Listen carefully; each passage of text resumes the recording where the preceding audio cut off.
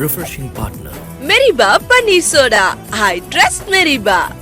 Mahendra Singh Dhoni IPL 2027 விளையாடுவார் அப்படின்னு ஆசைப்பட்டிருந்த பல பேருக்கு இப்போ வந்திருக்க செய்தி என்ன அப்படின்னா விளையாட மாட்டார், முடிஞ்சு போச்சு அப்படின்ற மாதிரி சொல்றாங்க. என்ன நினைச்சு பார்க்க போறோம் இந்த வீடியோல. Boys and girls, my name is hi from Bala. So CSK உடைய மிக முக்கியமான ஒரு அசெட், மிக முக்கியமான ஒரு ஃபேஸ் வேல்யூ, மிக முக்கியமான ஒரு பிளேயர், கேப்டன் அப்படின்னு நீங்க என்ன வேணா சொல்லலாம். அது யாரு அப்படின்னா MS தோனி. ஸோ தோனி ஐபிஎல் 2026ல ஒரு மேட்ச் கூட விளையாடாம இருந்ததே வந்து மிகப்பெரிய ஒரு விஷயமா எல்லாரும் பேசினாங்க. இது தலைவன் வந்துட்டு ஏதாவது ஒரு மேட்ச் 2 மேட்சா வருவாரு, 2025 ஐபிஎல் மாதிரி வந்து லாஸ்ட் ஒரு ஓவர் 2 ஓவர் விளையாடுவாரு, ஒரு 4 பால் பிடிச்சா அதுல 2 பால் 6 இதாவது கிடைக்கும் அப்படின்னு நம்பி வந்த மக்களுக்கு 2026 ஐபிஎல் அதுவும் கிடைக்கல. அப்பயே ஒரு பெரிய டவுட் வந்துச்சு, 10 மேட்சையும் ஒரு ஆடாம வெளியே உட்காராருன்னா இது இன்ஜுரியோ இல்ல வந்து பிசிக்கல் ஃபிட்னஸ் பிரச்சனையோலாம் கிடையாது. அதை தாண்டி நம்ம டீம்ல உள்ளேயே இருப்போம், இந்த பசங்களுக்கு அப்படியே வெளியே இருந்து ஒரு சப்போர்ட்டை கொடுப்போம், ஆடட்டும், அடுத்த வருஷம் இதுல இருந்து இன்னும் நல்லா தள்ளி போயிடலாம், கோச் கிச்சுன்னு போயிடலாம் பேசாம நம்ம அப்படின்னு சொல்லி ஒரு டீம் விட்டு கோச்சுன்னு போறதை விட அந்த டீமுக்கு கோச்சா போறதுன்னு நல்லது இல்லையா? ஸோ அந்த மாதிரி டிசிஷன் ஒருவேளை எடுக்கிறாரோ அப்படின்ற மாதிரி நிறைய பேர் நினைச்சாங்க. இது 2027 எது நடக்க போகுதுன்றது நமக்கு தெரியாது. பட் ஒன்று மட்டும் ஓரளவுக்கு இப்போ பேச்சுவார்த்தைகள் என்ன சொல்றாங்க அப்படின்னா, சிஎஸ்கே உடைய மெயின் டாப் மேனேஜ்மெண்ட் கமிட்டியும் ஒரு சைடு மகேந்திர சிங் தோனிக்கு நடுவில் ஒரு பேச்சுவார்த்தை நடந்திருக்குது. அதன் அடிப்படையில் என்ன சொல்றாங்க அப்படின்னா வந்து தோனி வந்து ரொம்ப ஸ்ட்ராங்கா சொல்லிட்டாரு, 2-3 மணி நேரம் இந்த மீட்டிங் போச்சு அப்படின்றாங்க. சில பேர் என்ன சொல்றாங்க ஒரு 1 hour மீட்டிங்ன்றாங்க. இந்த 1 hour மீட்டிங்ல மகேந்திர சிங் தோனி என்னென்னமோ கன்வின்ஸ் பண்ண ட்ரை பண்ணியிருக்காங்க, ப்ராக்டிக்கல் பாசிபிலிட்டிஸ் என்னென்னன்றத பற்றிலாம் டிஸ்கஸ் பண்ணியிருக்காங்க.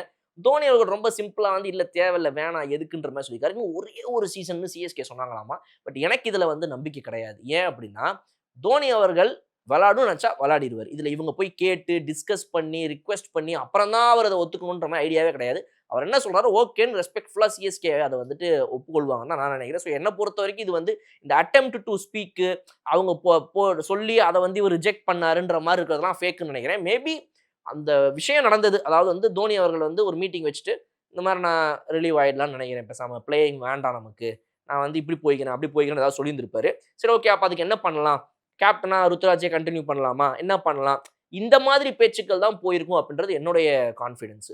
ஸோ இப்போ இந்த வகையில் பார்க்கும்போது நமக்கு இருக்கிற கொஸ்டின்ஸ் அடுத்தடுத்து என்னென்ன இருக்குது அப்படின்னா, நம்பர் 1 ருத்ராஜ் தான் பெஸ்ட் கேப்டன், ருத்ராஜ் தான் நம்மளுடைய ஃபர்ஸ்ட் சாய்ஸ், நம்ம ஃபிக்ஸ்டு அதுலேயே இருப்போம், அவர் மேலேயே நம்பிக்கை வச்சு இன்னும் ஒரு 2-3 வருஷம் சவாரி செய்வோம் அப்படின்னு சிஎஸ்கே அந்த முடிவு எடுக்க போகுதா?